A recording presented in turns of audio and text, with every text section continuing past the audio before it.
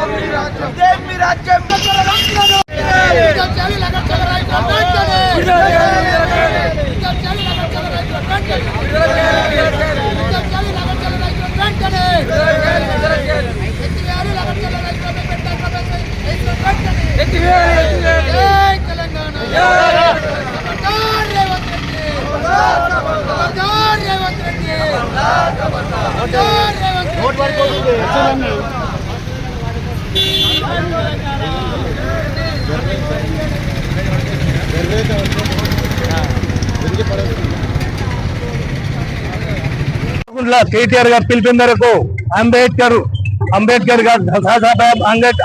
గారికి వినతి పత్రం ఇవ్వడం జరుగుతుంది. ఎందుకనగా రాజ్యాంగాన్ని విస్మరించి ఈ రోజున అతను కుట్రలు పన్ని అధికారం గురించే ధ్యేయంగా పనిచేస్తున్నాడు. రైతులకు రుణమాఫీ చేస్తా 2 లక్షలని చెప్పి, అలాగనే 2000కు 4000 పింఛన్ ఇస్తా అని చెప్పి మోసపోయిన వాగ్దానాలు 420 420 అంటే ముందే దొంగని గ్రహించలేరు. రైతులు మార్పు అనుకొని ఏమో చేస్తాడు అనుకొని ఇలా రైతులను మోసం చేసిన రేవంత్ రెడ్డి అధికారంలో వచ్చి ఈ రోజున మళ్ళీ భూములు లాక్కుంటున్నాడు. ఏ విధంగా అంటే చట్టాలు ఇలా వాళ్ళ బేడీలేసి రైతుల మీద కేసులేసి వాళ్ళను జైల్లో వేస్తున్నాడు. మరి లంగచర్ల రైతులపై ఈ విధంగా ఉక్కుపాదం మోపి వాళ్ళని బెదిరించి భయభ్రాంతులు గురి చేసి అలా భూములు లాక్కొని అల్లుని చేయాలనే విధంగా అతను మోసపూర్ణమైన వాగ్దానాలు చేసి ఇలా కుట్ర పన్ని మన తెలంగాణ సస్యశ్యామలంగా ఉన్న తెలంగాణను ఆంధ్రలో కలిపే ప్రయత్నం కూడా చేస్తాడని ఇంతకుముందు గతంలో కూడా చెప్పినాం. అదే విధంగా అతను అడుగులు వేస్తున్నాడు. చంద్రబాబు నాయుడు ఒక శిష్యుడు ఉండి చంద్రబాబు నాయుడు అడుగులేస్తూ ఆయన ఇచ్చిన సూచనలతోనే ఈ రోజున ఉక్కుపాదం మోపుతున్నాడు తెలంగాణ ప్రజలపై. తస్మాత్ జాగ్రత్త రేవంత్ రెడ్డి, నీకు రైతుల ఉసురు ఖచ్చితంగా తగులుతుంది. గతంలో కూడా చంద్రబాబు నాయుడు కరెంటు విషయంలో ఛార్జీలు తక్కువ ఏమనంటే కాల్పులు జరిపించిన సందర్భం మేము ఎవరు మర్చిపోలే బషీర్బాగ్ సెంటర్ లో.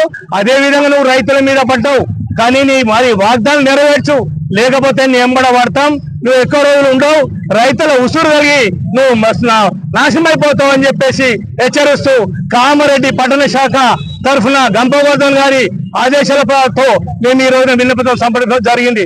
ఇకనైనా మీరు రాజ్యాంగాన్ని బాబాసాహెబ్ అంబేద్కర్ ఏ విధంగా రాజ్యాంగాన్ని రచించిండో అవి తెలుసుకోక మూర్ఖంగా ప్రవర్తిస్తున్నావు, ఒంటది పోగొడబోతున్నావు.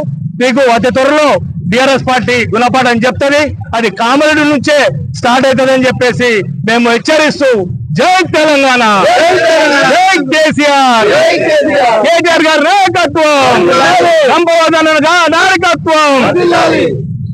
ప్రెసిడెంట్ జూకంటి ప్రభాకర్ రెడ్డి, కామారెడ్డి.